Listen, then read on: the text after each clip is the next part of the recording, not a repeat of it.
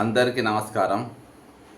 ముఖ్యంగా అనేక పోరాటాలు, అనేక ఉద్యమాలు ప్రభుత్వం మారడానికి కూడా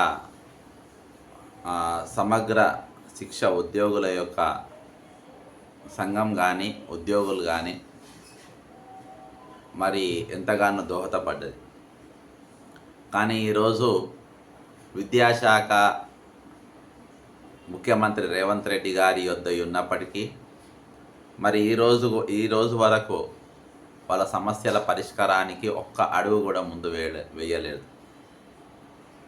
మరి వాళ్ళు ఈరోజు వాళ్ళ దాంట్లో ఎవరన్నా చనిపోయినా, వాళ్ళకు ఎవరైనా ఇబ్బందులలో ఉన్నా వాళ్ళే యూనియన్లో వేసుకొని డబ్బులు కూడగట్టుకొని వారి సమస్యలు పరిష్కరించే, వాళ్ళ అక్కల్లో అవసరాలు తీర్చుకునే విధంగా ఈరోజు వాళ్ళు వాళ్ళ పనులు వారు చేసుకునే పరిస్థితి ఉన్నది.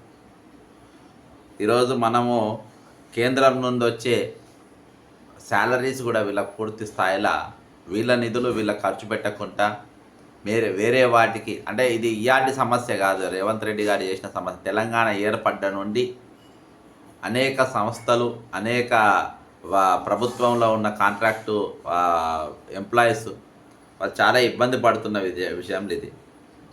వీరు విద్యాశాఖ సమగ్ర కాంట్రాక్టు పద్ధతిలో విధులు నిర్వహిస్తున్న ఉద్యోగులను రెగ్యులరైజ్ చేయాలని చెప్పేసి వీరు ఎన్నో రోజులుగా చేస్తూ ఉన్నారు. ఈరోజు కాంట్రాక్ట్ వల్ల వాళ్ళకు వస్తేన సమస్యలు ఏంది, ఇబ్బందులు ఏంది ప్రభుత్వానికి ఎన్నోసార్లు వాళ్ళు విన్నవించారు. 2023 సెప్టెంబర్ నెలలో వాళ్ళు సమ్మె చేస్తున్నప్పుడు అప్పుడు రేవంత్ రెడ్డి గారికి వాళ్ళు ప్రత్యేకంగా కలవడం జరిగింది.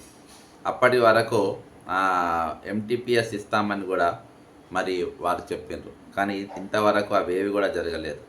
కాబట్టి వాళ్ళు జిల్లా స్థాయిలో APO system analyst, technical persons, operators, DLMT మెసెంజర్లు, అంతేకాకుండా మండల స్థాయిలో ఎంఐఎస్ కోఆర్డినేటర్లు, data entry operators, IERPs messengers, మరియు స్కూల్ కాంప్లెక్స్ స్థాయిలో క్లస్టర్ రిసోర్స్ పర్సన్స్ అంటే సిఆర్పీలు అంటారు వీళ్ళను, పాఠశాల స్థాయిలో part time instructors, art, PET, work education, KGBV, యూఆర్ఎస్లలో స్పెషల్ ఆఫీసర్స్, పీజీ, సిఆర్టీలు, పీఈటీలు, ఏఎన్ఎంలు, అకౌంటెంట్లు, క్రాఫ్ట్స్మెన్లు, కంప్యూటర్ ఇన్స్ట్రక్టర్లు, కుక్స్, వాచ్మెన్స్, స్వీపర్స్, స్కావెంజర్స్, వీళ్ళందరూ కూడా వీళ్ళ విద్యాశాఖల సమగ్ర శిక్ష లో ఉన్నటువంటి ఎంప్లాయీస్. వీళ్ళందరూ వివిధ వాళ్ళ ప్రతిభను బట్టి వివిధ స్థాయిలో వీళ్ళందరూ కూడా ఉన్నారు. కాబట్టి వీళ్ళందరినీ కూడా ప్రభుత్వము మరి కల్పించుకొని దాదాపు 20,000 పైన వీళ్ళు పనిచేస్తున్నారు అని నాకు సమాచారము. ఎందుకంటే వీళ్ళ గ్రూప్లలో కూడా మేము ఉన్నాము. కాబట్టి వీళ్ళను మీరు సత్వరం ప్రభుత్వం గుర్తించాలి. వీళ్ళు మీకు వినతి పత్రం కూడా ఇచ్చినట్టున్నాడు ఆల్రెడీ. విద్యాశాఖలోని సమగ్ర శిక్ష మన రాష్ట్రంలో విద్యారంగ అభివృద్ధి కీలక పాత్ర పోషిస్తుంది. అంతేకాకుండా ఈ సమగ్ర శిక్షలో క్రింది అంటే ఇంతకుముందు నేను చెప్పిన విధంగా roster, merit rule of reservation మరియు వ్రాత పరీక్ష ద్వారా జిల్లా కలెక్టర్ గారు చైర్మన్గా ఉన్న కమిటీని ఇంటర్వ్యూ కనపరిచిన ప్రతిభ ఆధారంగా ఎంపికైన వివిధ స్థాయిలో ఉన్న ఇంతకుముందు నేను చెప్పిన పోస్టులు. కాబట్టి ప్రభుత్వము మీరు వీళ్ళను రెగ్యులరైజ్ చేయాలని చెప్పేసి వాళ్ళు కోరుతూ ఉన్నారు. అంతేకాకుండా ఇంకోటి కూడా ఉన్నది ఇంత పై విధంగా సుమారు 18 సంవత్సరాల నుండి 19,600 మందికి పైగా ఉద్యోగులు పాఠశాల విద్య యొక్క మెరుగు కోసం మా నైపుణ్యాలు మరియు కృషిని అందిస్తున్నాము. మా అర్హతలు, అంకిత భావం మరియు ఇన్ని సంవత్సరాల అనుభవానికి అనుగుణంగా మమ్మల్ని రెగ్యులరైజ్ చేయకపోవడం, కనీస వేతనాలు అంటే ఎంటీఎస్, మినిమం స్కేల్ మరియు ఉద్యోగ భద్రత లేకపోవడంతో బాధపడుతున్నారు. మాలో చాలామంది ఆర్థికంగా వెనుకబడి ఉన్నవారు ఉన్నారు. మా యొక్క స్థితిగతుల దృష్టిలో ఉంచుకొని దిగువ సమస్యలు పరిష్కరించాలని కోరుతున్నాము. సమగ్ర శిక్ష ఉద్యోగులందరినీ రెగ్యులరైజ్ చేయాలి. అప్పటి వరకు టీపీ పై మినిమం టైమ్ స్కేల్ కల్పించాలి. అంటే ఎంటీఎస్. ప్రతి ఉద్యోగి జీవిత బీమా 10 లక్షలు, ఆరోగ్య బీమా 5 లక్షల సౌకర్యం కల్పించాలి. పీటీఐలకు మిగతా ఎస్ఎస్ఐ ఉద్యోగుల వలె 12 నెలల వేతనం ఇవ్వాలి.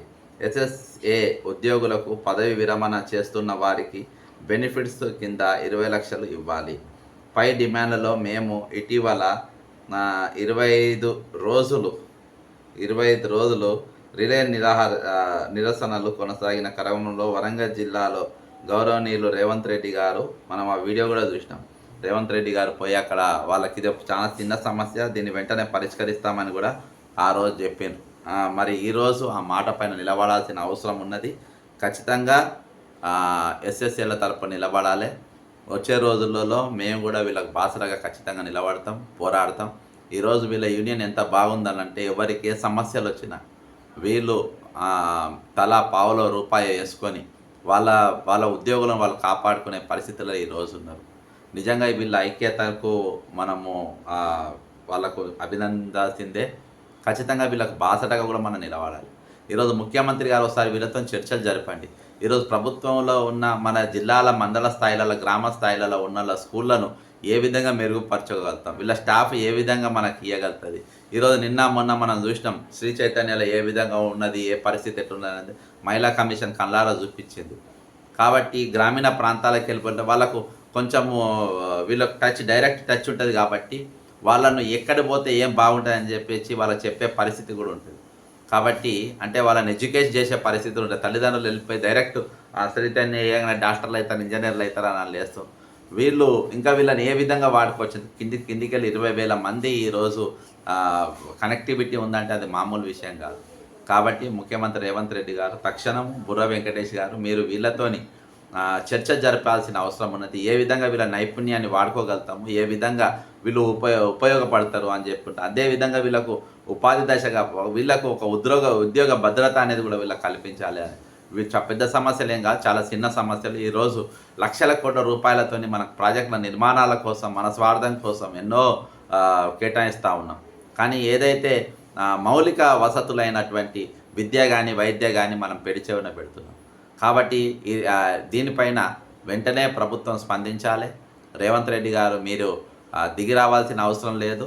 ఖచ్చితంగా మీరిచ్చిన మాట పైన మీరు నిలబడితే చాలని చెప్పేసి ఈరోజు సమగ్ర విద్య యొక్క ఉద్యోగులు కోరుతున్నారని చెప్పి తెలియజేసుకుంటూ సెలవు చేసుకుంటున్నా.